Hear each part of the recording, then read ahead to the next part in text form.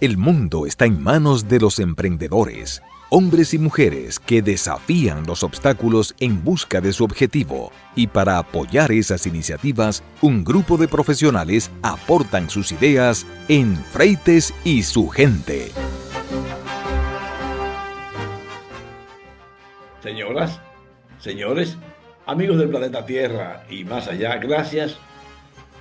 Muchísimas gracias por estar en sintonía con nosotros aquí en la nota 95.7 y por VISTV canal 1090 por la red de Claro.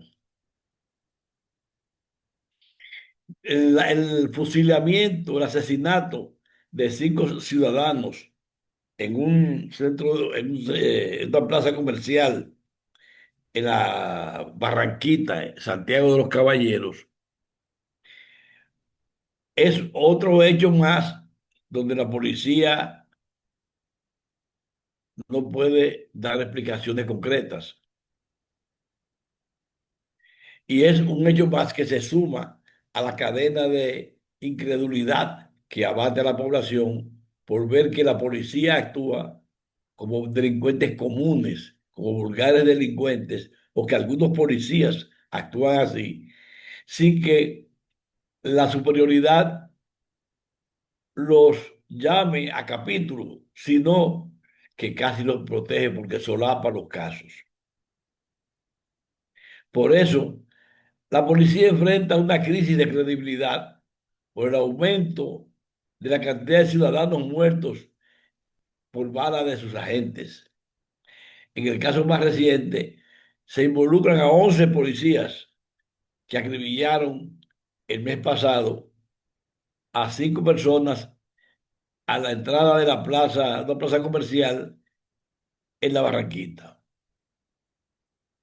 Frente a estos hechos, la institución ha apelado a la responsabilidad individual de sus agentes y opta por no ofrecer información sobre operaciones que fueron dirigidas desde su seno y terminaron en desenlaces trágicos.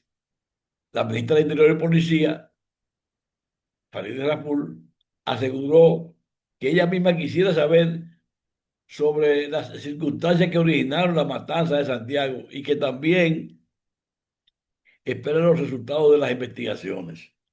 Estas pesquisas han revelado una secuencia de hechos que desmiente a la Policía Nacional en su versión sobre un legítimo intercambio de disparos, según ha adelantado el director de la Procuraduría General, no, la Procuraduría Especializada de Persecución de la Corrupción Administrativa, el PEPCA, el señor Wilson Camacho.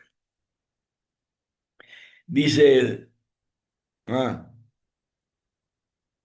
eso es lo que nosotros queremos que la justicia determine y el Ministerio Público. Y desde el primer momento estamos colaborando en todo lo que se nos ha solicitado, dándole instrucciones a la Policía Nacional, porque los más interesados en que se esclarezca esta situación, en esta operación que se dio precisamente el Ministerio de Interior y Policía y el gobierno dominicano, dijo Farideh Raful.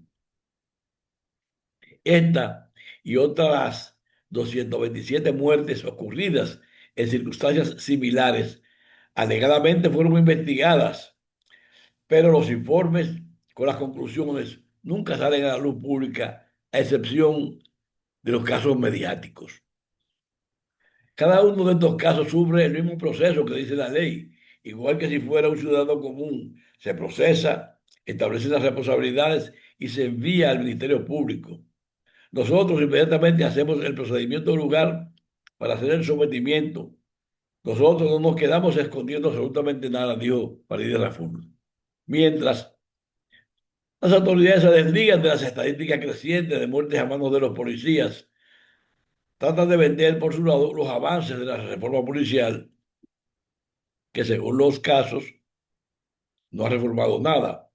Es más, ahora hay más muertes que en los años anteriores. Ha ido creciendo el asesinato de personas posiblemente desarmadas todos. La cantidad de muertos, porque la policía está luchando contra las estadísticas. Por ejemplo, en el año,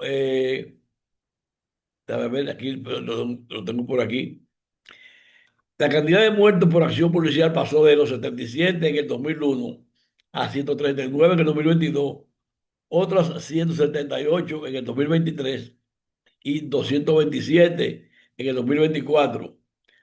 Con la comparación del 2021 con el 2024 arroja un aumento de un 195%, y yo no sé cuántos van ya en este año.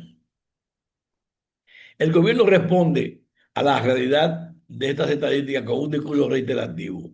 Estamos haciendo un esfuerzo permanente para controlar de una manera respetuosa el abordaje hacia los ciudadanos, para que las labores de inteligencia y de investigación se realicen cumpliendo el debido proceso, dice la señora Raful.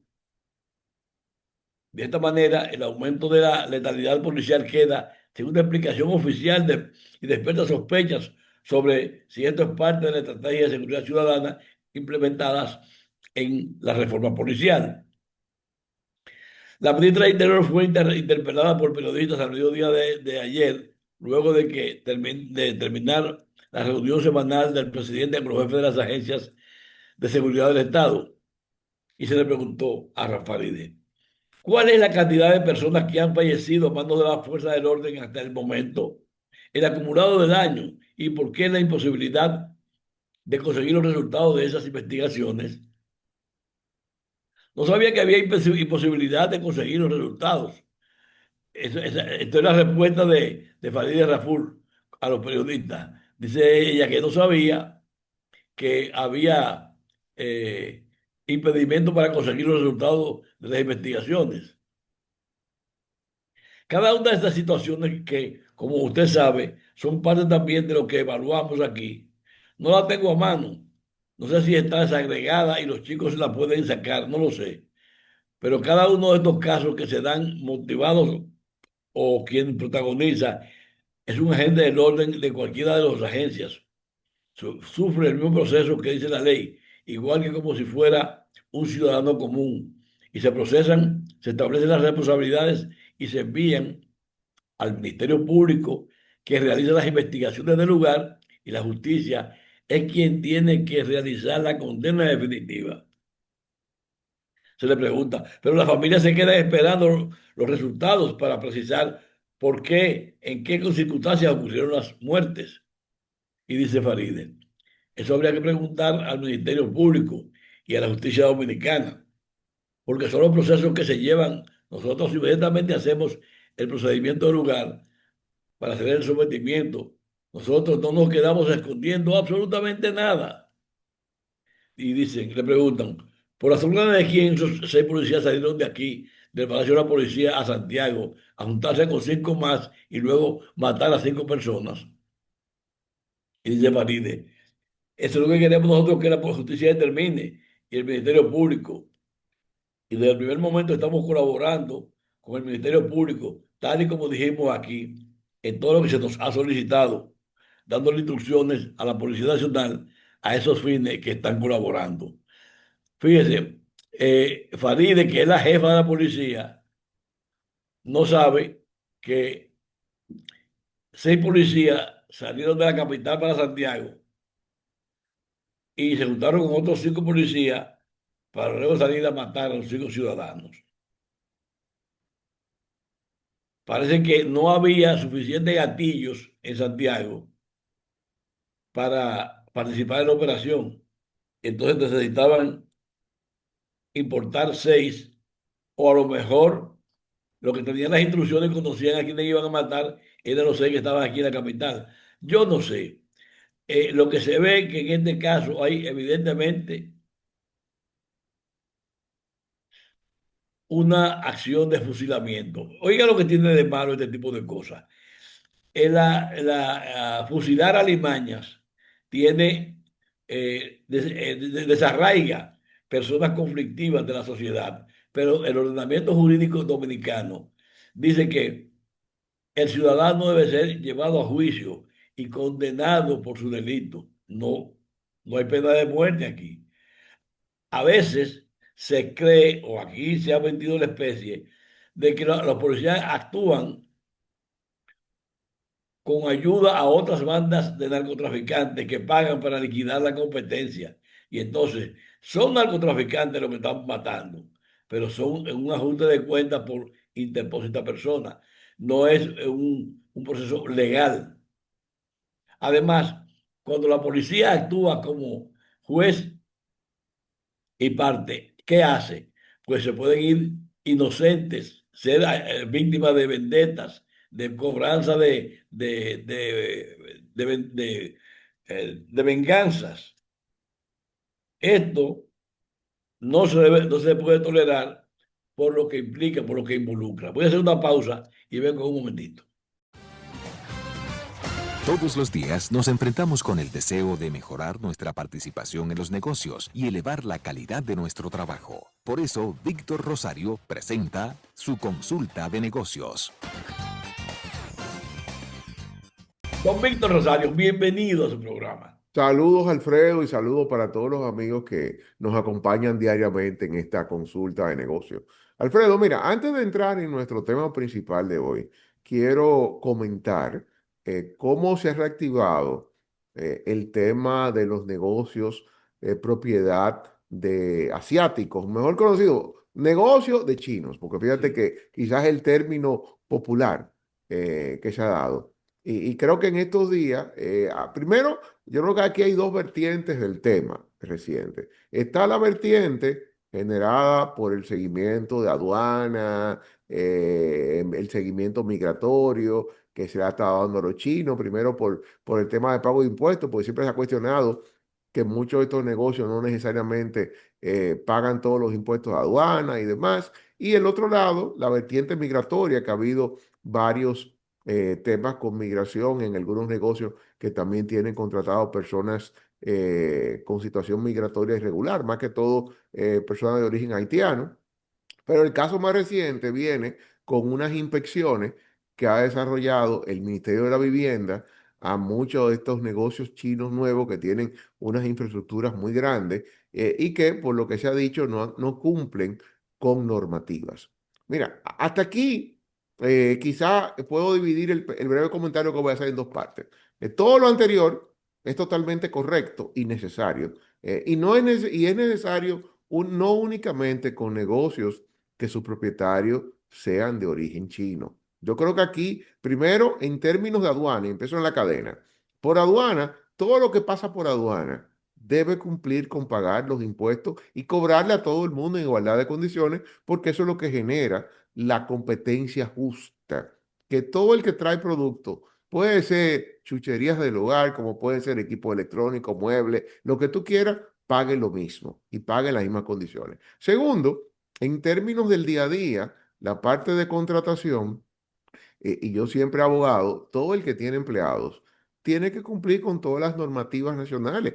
Que, ojo, que sea un peso, ciertamente. La carga laboral para un empresario es alta. Y fíjate que ahora mismo se está discutiendo una reforma al Código Laboral que al final probablemente no se va a tocar el tema de la cesantía. Que, ojo, no, yo no soy partidario que se elimine, sí que se regule porque obviamente aquí se van agregando temas impositivos, pero eso no es el tema de nuestra discusión de hoy.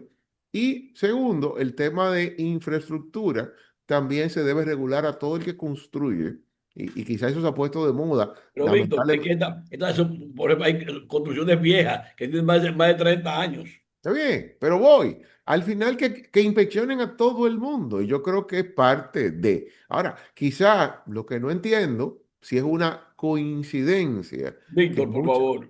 No, pero vámonos al lado bonito, Alfredo. Mira, Al mira, lado por bonito. ejemplo, es coincidencia que encuentren haitianos en un negocio chino. No, los haitianos están en todas partes. Si quieren encontrar haitianos ilegales que vayan donde están construyendo para que tú veas. No, óyeme, pero te voy a poner muy cosa. Óyeme, ve a Punta Cana. Ve a Punta Cana. Ay, ay, no, Óyeme, no mencione eso. está bien, oh, y yo te voy a poner una cosa. Aquí hay una realidad que a la gente no le gusta decir. Nosotros necesitamos, nuestro país necesita de mano de obra haitiana, porque no podemos caer en el nacionalismo de que no queremos ningún. No, óyeme, yo soy de lo que digo, sí, todo el que está debe estar en algún estatus legal, y eso estoy de acuerdo. Ahora, dormirnos en una comodidad de que no necesitamos Así como que tú digas que no necesitamos negocios chinos, no necesitamos. Esos negocios chinos vienen a suplir una necesidad. Ahora, lo que tiene que Perdón, haber, Milton, tú eres empresario. ¿Por qué aquí encuentran trabajo los haitianos ilegales? porque sencillamente hay una necesidad de mano de obra. Eh, Ojo, en algunos casos barata, en otros casos no es tan barata. Porque yo te digo, yo tengo clientes en el sector de la construcción y es algo que lo he hablado abiertamente con clientes que me dicen, mira, no, espérate, esa teoría de que el haitiano, el obrero haitiano es barato, espérate, sí, pueden haber el obrero que te cargue un bloque, que te cargue una funda de cemento, pero hay un obrero de origen haitiano especializado que cobra igual que el dominicano, el que maneja piso, el que te pone el plomero, el electricista. Los muchos obreros haitianos se han ido especializando en diferentes áreas de construcción y te cobran igual que un obrero dominicano. pero hay una reglamentación sobre eso. Claro, pero no se cumple. Volvemos a lo mismo. Entonces, yo lo que te digo, mira, yo creo que los negocios, propiedad de chinos, de españoles, de italianos, de franceses, de quien tú quieras, de dominicanos, todos debemos ser medidos con la misma vara y a todos nos deben aplicar las mismas reglas para que exista igualdad, no más con uno o menos con otro. Y ese quizás es mi comentario, porque he visto mucho el tema, porque sí, hay muchos negocios chinos aquí y en el mundo entero. Lo que tienen que operar bajo las reglas nacionales, tanto ellos como los demás. Y quizá con eso cierro mi comentario y paso a mi segundo tema de hoy. Y es que quiero hablar, como estamos en la parte de final de año, yo quiero hablar un poquito de un tema que a veces las empresas se despreocupan, salvo cuando tienen un problema. Y es cómo tú gestionas los riesgos en tu negocio. Y quizás dirás, ¿qué es un riesgo? Y la gente cuando hablan de riesgo piensa en una póliza de seguro. No, probablemente sí, hay casos donde tú para manejar un riesgo necesitas una póliza de seguro. Pero te voy a un punto. Vámonos a algo tan básico como la energía eléctrica. La energía eléctrica en un país como el nuestro, en las últimas 3, 4 décadas, tú dices, mira, hay probabilidad que se vaya la luz. Eso ha mejorado muchísimo históricamente, pero en el pasado, aquí ningún negocio, ningún edificio de apartamento se construye sin tener una planta eléctrica, porque sabemos que históricamente hemos tenido un problema de continuidad del servicio eléctrico. Entonces tú sabes que tiene un riesgo. ¿Cuál es el riesgo? Que se vaya la energía eléctrica o como comúnmente decimos, se vaya la luz. ¿Cómo se mitiga ese riesgo? Tú teniendo el que puede un generador eléctrico, el que tiene quizá menos recursos, teniendo un inversor. El que no tiene casi ningún recurso, nos vamos al método antiguo, que era el método de los velones, las lámparas de gas, que ya eso, fíjate que ha ido pasando a desuso, porque con lo asequible que son tener un inversor mínimamente con 2 baterías, muchos hogares optan por ese camino. Ahora, ¿qué es lo importante de esto? En una empresa, tú tienes que poder identificar cuáles son los riesgos que corre la operación de tu negocio, las acciones de marketing que tú ejecutas, para tú determinar cuáles de esos riesgos son más probables que ocurran. Me explico. Te voy al punto. Internet. Nosotros trabajamos un programa en donde para poder estar en vivo en este programa necesitamos el Internet. Entonces, ahora, hay un riesgo que tenemos, que se caiga el Internet. Ahora, si vemos en nuestro país, si yo te hago la pregunta, ¿qué tan probable es que nos quedemos sin Internet? Es muy poco probable. ¿Por qué? Porque los principales proveedores de Internet ya mantienen unos estándares de servicio en donde aquí tenemos problemas un día por una avería. Pero fíjate que el Internet no es algo que se nos está cortando el servicio de manera continua. Ahora, te voy a otro punto. Vamos a abrir un negocio. Mi negocio necesita tener un baño, tener una cocina. Cualquier tipo de negocio que pueda y tener un baño. Hay una realidad que vivimos nosotros aquí en el Gran Santo Domingo. Suministro de agua. Soporta un negocio o cualquier casa, pero vamos al negocio. Estar conectado exclusivamente a la cometida de la casa porque el riesgo de quedarse sin suministro de agua es extremadamente alto. Y te digo, en el centro de la ciudad, Óyeme, aquí llega agua 2 o 3 veces a la semana en el polígono central por horas. Entonces, aquí todo el mundo se tiene que suplir de agua por tener un pozo o un medio alterno o comprar camiones de agua, dependiendo. Fíjate que aquí prácticamente en la parte inmobiliaria, pero también corporativa, casi todos los edificios tienen primero una cisterna, pero aparte de tener una cisterna conectada al suministro de la casa, tienen un pozo. Ahí tú estoy mitigando el riesgo del suministro de agua. Pero te voy más lejos. Operación de un negocio, para que veamos el tema de negocio. Alfredo Freites y yo nos reunimos y pusimos un puesto de vender hamburgues. ¿Cuáles son los insumos críticos de nuestro negocio? El pan, la carne, el tomate, lechuga, lo que le vamos a poner, la mayonesa, el ketchup, obviamente los complementos, llámese refresco y cerveza. Ahora tú dirás, mira, refresco y cerveza, yo lo puedo comprar en cualquier sitio. Pero para yo tener nuestro negocio de hamburger operando con ciertos estándares, la carne, yo voy a tener dos grandes caminos. Alfredo Frete y yo nos sentamos a hacerla de noche en la casa, pero como no tenemos tiempo, se la compramos a Gensi. Ahora, yo tengo un suplidor que es Gensi de la carne. Ahora, ¿qué pasa? Yo tengo un riesgo de que Gensi no me entregue carne a tiempo y de que mi amigo Irving no me entregue el pan a tiempo. Entonces yo tengo que mitigar en mi negocio. El pan y la carne son dos insumos críticos.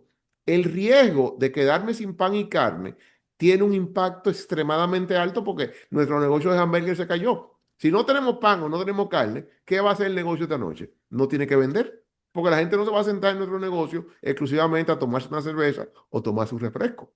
Va a comer hamburger, que es lo que vendemos. Entonces, yo tengo que mitigar ese riesgo. ¿Cómo? Teniendo suplidores alternos de la carne y suplidores alternos del pan. Porque si me falló uno de los dos, sencillamente mi negocio se detiene mientras ese no tenga. Entonces, yo tengo como negocio siempre que identificar cuáles son los riesgos que tiene mi negocio en la parte operativa, en la parte administrativa, en la parte de marketing. Y voy a cerrar el ejemplo con un tema típico de marketing. Final de año. Ponte tú, yo te voy a poner dos ejemplos rápidos. ¿Tenemos algún evento con clientes o tenemos Black Friday? Y empiezo por el último. Black Friday, yo voy a concentrar mis ofertas de Black Friday en 3 productos. Pero hay un producto que depende de un suplidor que viene en camino, viene en barco. Óyeme, yo tengo, ¿cuál es el riesgo? Que el barco se retrase y que el producto no se pueda sacar de aduana a tiempo para aprovecharlo en Black Friday. ¿Cómo yo mitigo el riesgo? Preparando mi propuesta de especiales de mercadeo con un plan B. Digo, mira, si no lo puedo hacer con el producto A, la oferta se va a concentrar en estos otros productos si no llega el A. Pero ponte tú, tenemos el típico evento de un evento que está organizando el departamento de mercadeo de una empresa, pero es un evento al aire libre. En un país como el nuestro, que cualquier día llueve, ¿cómo tú mitigas el riesgo de que la lluvia te dañe ese evento? Hay muchas formas de mitigarlo. Yo puedo tener un local que lo voy a hacer al aire libre, pero ese local al mismo tiempo tiene un espacio cerrado. Si no tiene un espacio cerrado, la forma rápida, aunque con un poco de costo, es yo techar la típica carpa, que hoy en día se ponen unas carpas muy bonitas, transparentes. Yo techo toda esa área con una carpa, le da el mismo sentido, pero yo mitigué el riesgo de una lluvia que en un caso como el nuestro es muy probable que cualquier día te puede caer tremendo aguacero. Fíjate que te fui poniendo ejemplos de riesgo que siempre lo que trabajamos en negocio, en temas administrativos, en temas de marketing, tenemos que identificar cuáles son los riesgos más probables que impacten o que me puedan detener mi negocio y yo tener siempre las acciones para poder mitigar esos riesgos. ¿No? Y también, Víctor, lo que pueden generarse por accidentes en las operaciones dentro del negocio, con clientes o entre los mismos empleados. Y ni hablarte de eso, óyeme, un cliente que se cayó, se resbaló, yo tengo que tener eso. Tú eres experto en comunicación. Fíjate que las empresas de cierto tamaño siempre tienen un plan de crisis. Si pasa este tipo de problema, ¿qué se va a decir y quién es el vocero oficial? Y eso es lo mínimo que te establece un plan de manejo de crisis, es qué decir ante estas situaciones y quién es el vocero, quién es la voz autorizada de la empresa a dar la cara. Sí, que no tiene que ser el gerente ni el dueño, sino No, alguien que sepa comunicar, exacto. que tenga credibilidad. Pero tú eso lo defines no en el medio del caos. No, Un incendio, un accidente, un problema, tú tienes definido en un plan de riesgo. Mira, una empresa con muchos camiones en la calle, un accidente, ¿cómo manejo un accidente de gran envergadura? ¿Y quién va a salir a decir y qué va a decir? ¿Y en qué tiempo lo dice? Entonces, importante, no importa que mi empresa sea pequeña, como que sea una empresa grande, identifique cuáles son los riesgos que tiene su negocio, defina qué impacto tendría ese riesgo si llegara a pasar y siempre tenga a mano un plan de cómo mitigar ese riesgo por si eso ocurre. Con esto me despido por hoy, Alfredo. Hasta una próxima consulta de negocio. gracias, Víctor. Muchas gracias por tu participación. Hasta la próxima. Ya estamos de vuelta con Freites y su gente por la nota 95.7. La diplomacia mundial tiene sus más y sus menos. Aquí tenemos ahora, ayer se produjo un intercambio de disparos verbales entre la presidenta de México y el presidente Abinader, que hizo multi por el foro y se fue y dijo, no, yo no tengo nada que opinar, porque la presidenta de México dijo que no veía como con buenos ojos que no se invitara a algunos países de América a la reunión pautada para Casa de Campo, bueno, para Punta Cana. Y se conoce bien que ahí está Venezuela, Cuba y Nicaragua, que son países que desde hace mucho tiempo están en el candelero. Hace más de 60 años que esos tres países están sonando en una u otra cosa. Bueno, el caso es que Abinader decidió no invitarlos a la reunión de los países americanos. Y la presidenta de México dijo que no lo veía bien y de pasada dijo que ella no venía al evento.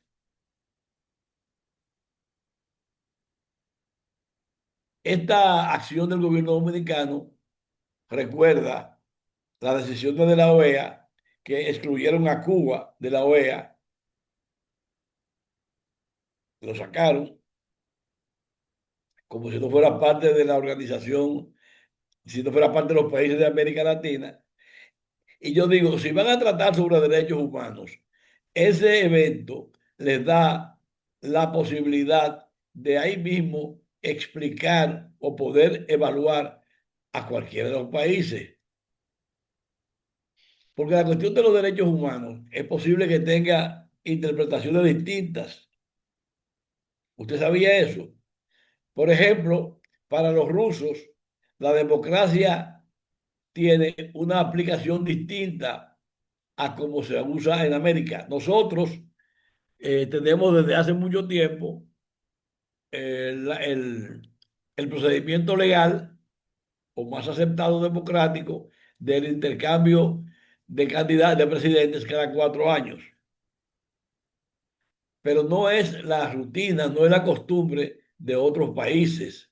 Y lo estamos viendo como China y Rusia, y se podemos hacer mucho más. Y veremos que es común en esos países antiguos que haya, pues, la cultura de que el mandatario tenga más de 4 años. A veces son para siempre, hasta que estén vivos, como es el Papa.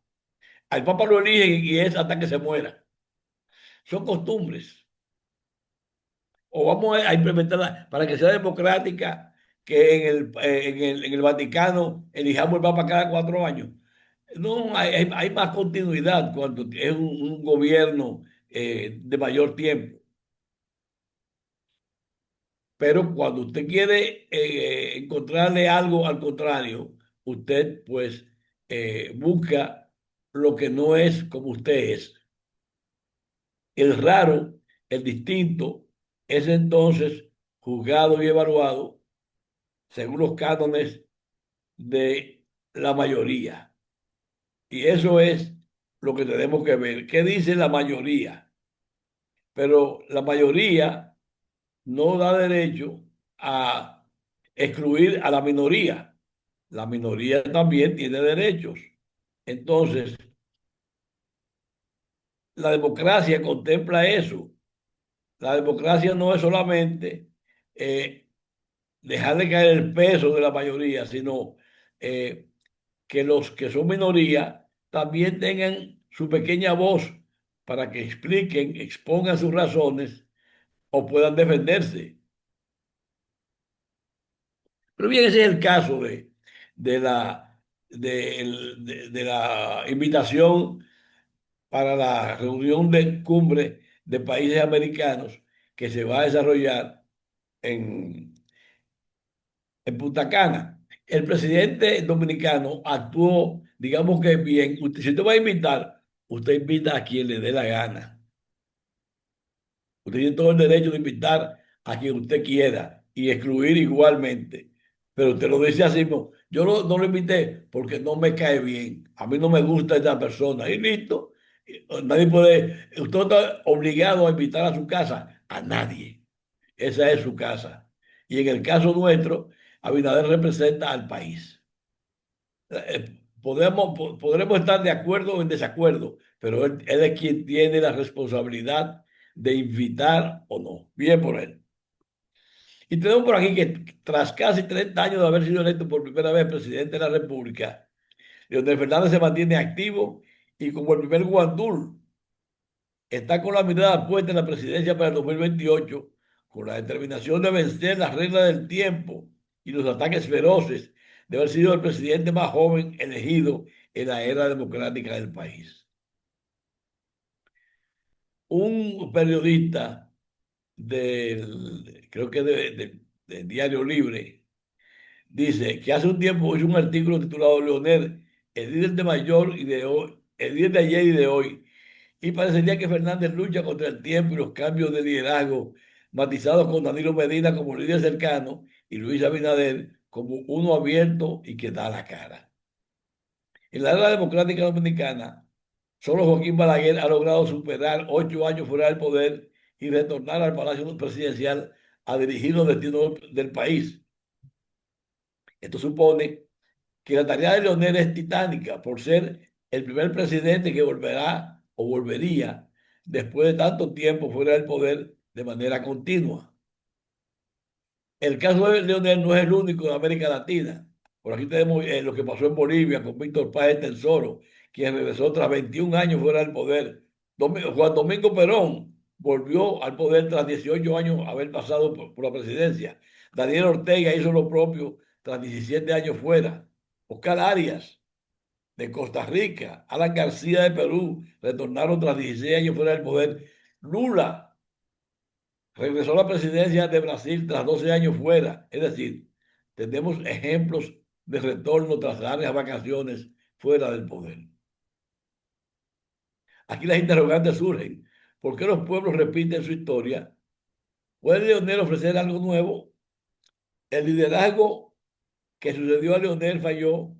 Estas son solo las preguntas que muchos dominicanos se hacen para determinar por qué el exgobernante puede estar activo y con posibilidad de estar como candidato para el 2028.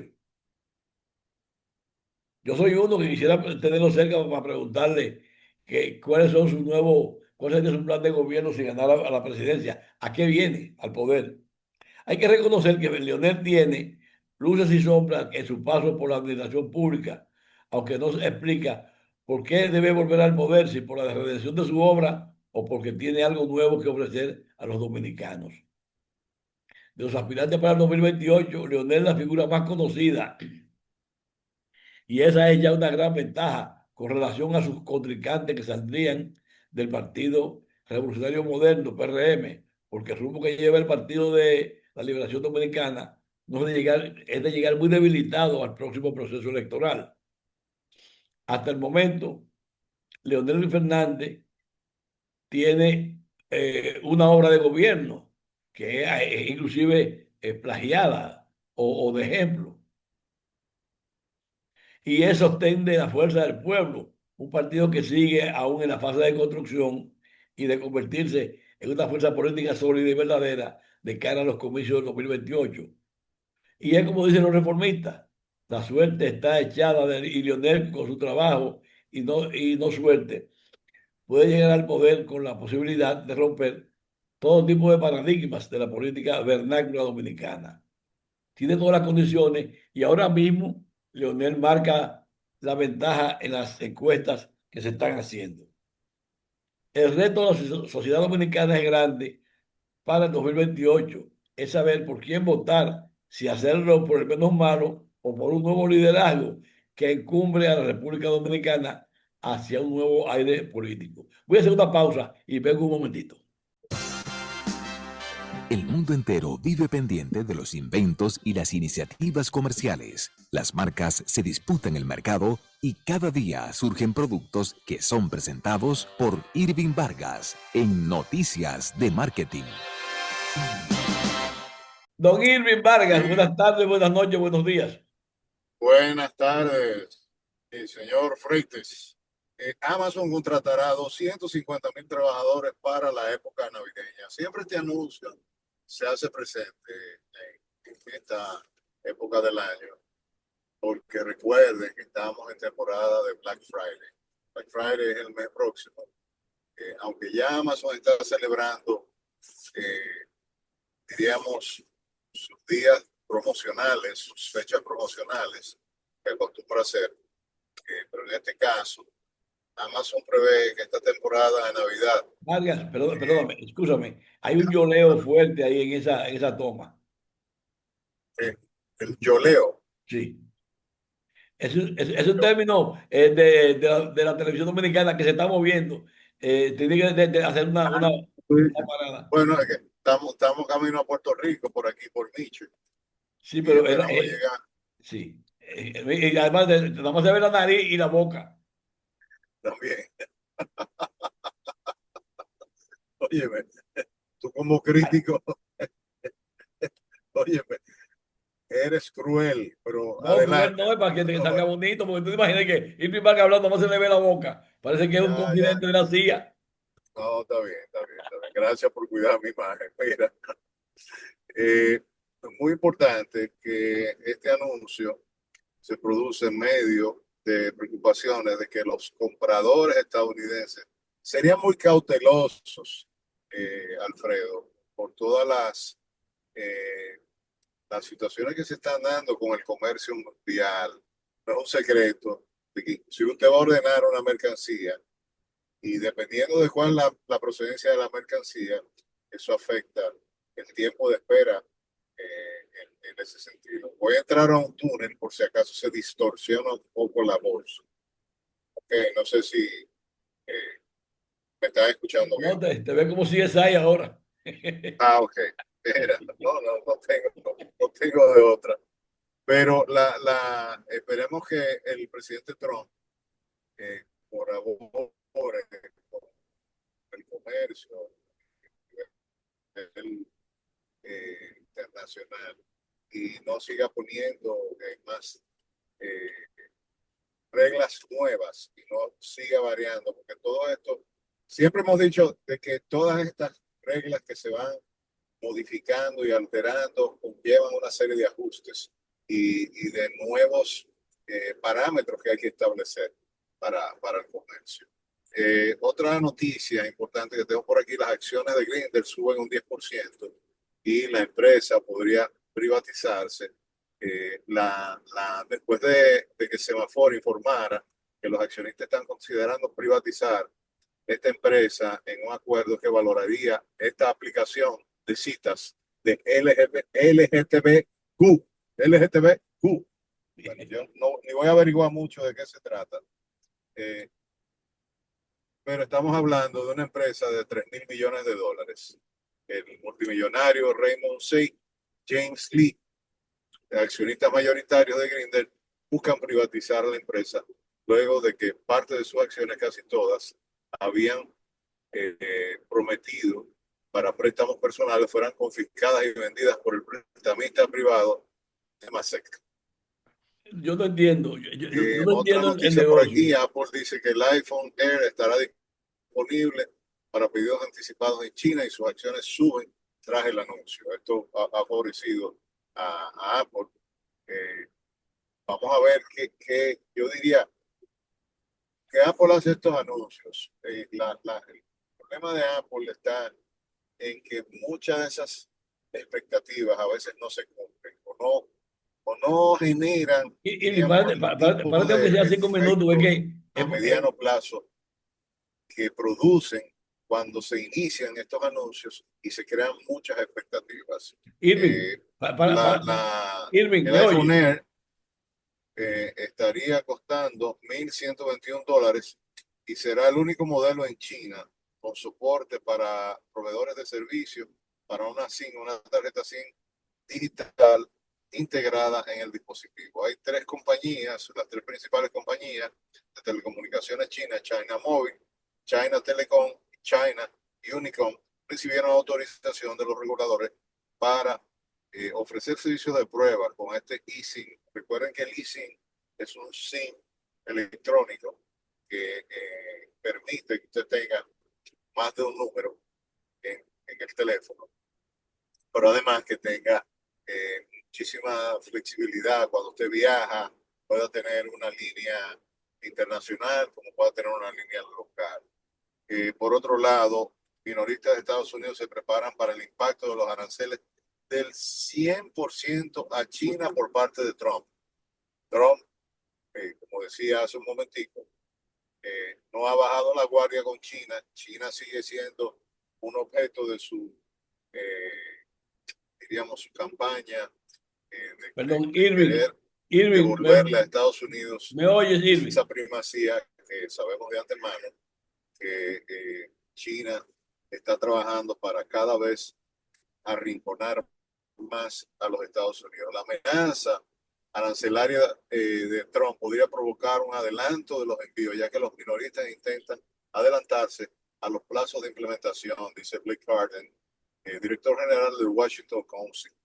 La disputa comercial de este año entre Estados Unidos y sus principales socios comerciales empobreció la economía y ha afectado las previsiones para este año fiscal y ha alimentado las incertidumbres, tanto para los consumidores como para las empresas estadounidenses. El problema de eso es que ya nosotros sabemos de antemano que hay números negativos como consecuencia de todos estos cambios que se han producido, pero hay quien se atreva a publicar los números, Alfredo. Hay quien se atreva a decir que la economía de Estados Unidos ha sido afectada por las decisiones de Trump. Sabemos de antemano de que esa democracia ya no es tan flexible como solía ser. Hablar del presidente, hablar de sus estrategias, hablar de sus medidas, ya no es algo tolerado por la Casa Blanca en ese sentido. Y ya tenemos como experiencia las reprimendas que ha habido a las cadenas televisivas, así como productores de programas. Ya para ir terminando, porque como siempre, el tiempo, el reloj, eh, no perdona, las importaciones de bebidas alcohólicas muestran altibajo, aunque se mantiene el dominio de la cerveza y el vino. Entre enero y agosto del 2025, las recaudaciones por concepto de impuestos selectivos, estamos hablando de la República Dominicana, y los impuestos al alcohol y al tabaco registraron una caída de un 0,3%, totalizaron 21.263 millones de pesos. Esto representa una variación absoluta negativa de 61,1 millones de pesos en comparación con el mismo periodo. El último trimestre del año tradicionalmente es un periodo de alto consumo en el país. Todos sabemos que las festividades navideñas disparan el consumo de las bebidas alcohólicas. Esta temporada sirve para muchas empresas que están vinculadas al sector presentar números azules porque muchas veces se pasan todo el año con números rojos, ¿ok? Por los temas impositivos, por todos los costos operativos y finalmente cuando llegan a final de año, cuando vienen realmente a recaudar los beneficios. Yo diría en muchos casos hasta un 100% de los beneficios del negocio se recaudan en este último periodo. Y estoy hablando de todo tipo de negocios, desde los retailers hasta muchas de las licoreras del país, que tienen inclusive temas de exportación a mercados europeos y mercados norteamericanos. Cierro con la noticia de que Claro lanza su nueva fibra óptica de cuarta generación, XGSPON, Expon, la primera en República Dominicana, la cuarta de Latinoamérica, y esto sucede en el marco de su 95 aniversario. Claro Dominicana dice que está con esto manteniéndose en liderazgo, innovando, y lanza por primera vez en el país esta generación de fibra óptica que, por sus siglas en inglés, describe lo que sería una red con capacidad de alcanzar 10.000 megas de bajada y 10.000 megas de subida, señores. Esto es porque el dominicano ha aumentado la demanda del Internet de manera exponencial. Ya no podemos vivir sin el Internet, con Alfredo Freites. Y por el Internet me despido, precisamente. Gracias al Internet he podido navegar con ustedes durante todo este trayecto que vengo desde el puerto DP World Caucedo, donde estaba precisamente viendo todo un programa de expansión de este maravilloso puerto que ha convertido a la República Dominicana en centro de atención del comercio mundial. Gracias por la oportunidad. Muchas gracias, Irving. Hasta luego. Gracias por tu presentación. No. Ok, señoras, señores, amigos del planeta Tierra y más allá, gracias. Muchísimas gracias por estar aquí con nosotros en La Nota 95.7 y también por VisTV, canal 1090 por la Red Claro. Alfredo Freites, en nombre de todo el equipo, les doy las gracias por la sintonía y espero que ustedes se mantengan ahí para que nos encontremos en el próximo programa. Hasta luego.